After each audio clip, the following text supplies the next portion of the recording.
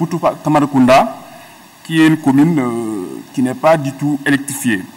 En cela aussi, il y a la commune de Nampor qui capitalise plusieurs villages qui aujourd'hui, non seulement la commune n'est pas électrifiée, mais pour accéder dans le, on appelle, c'est le royaume comme on l'appelle communément, pour accéder dans ces communes, la route, c'est une route, une piste qui est là, qui n'est pas bitumée. Donc vraiment, je crois que la commune de Nampor est une commune qui n'a pas été bien servie dans le cadre des infrastructures. Il faudrait vraiment y mettre de l'électricité. Ainsi que dans la commune de Niassia aussi. Parce que ce qui est constaté, c'est que les villages qui sont tout le long de la route sont électrifiés, mais les villages qui sont à l'intérieur ne sont pas électrifiés. On comprend un peu dans le passé avec la situation qu'il y avait, mais il y a de nouveaux développements qu'il y a. Les zones sont devenues accessibles, les populations sont en train de retourner. Il faudrait électrifier ces zones. Dans le département d'Oussouye aussi, c'est pareil. Il y a des communes qui ont de l'électricité, mais il faut signaler, vous savez, je comprends un peu que ce n'est pas facile à électrifier les villages dans le sud de la Casamance parce qu'il y a beaucoup d'arbres, il y a beaucoup de fromagers.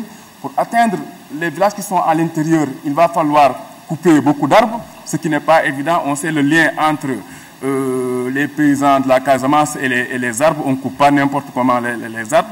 Mais il faudrait faire beaucoup d'efforts pour atteindre les villages de l'intérieur parce que c'est la majorité des villages qui sont au bord de la route qui sont électrifiés. Dans le Moulomp et même dans la commune de Côte, en allant même vers Kerounot, etc.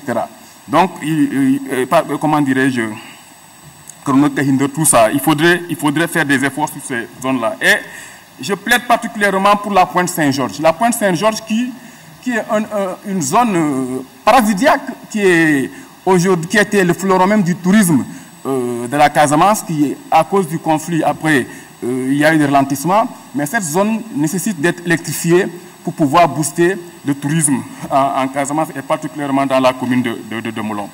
Maintenant, je voudrais venir sur les innovations majeures du code qu'on est en train de voter aujourd'hui.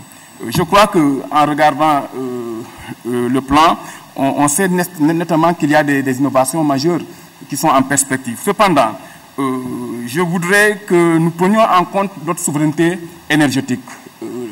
Dans la production de l'électricité, je crois qu'il ne faudrait pas aussi que les sociétés qui produisent l'électricité soient dans les mains des filiales étrangères. Parce que cela aussi est un risque, à mon avis. Il faudrait que la majorité des filiales qui vont produire l'électricité soient des sociétés nationales pour qu'on puisse garantir notre souveraineté nationale. Parce que sans souveraineté énergétique, je crois que c'est un risque.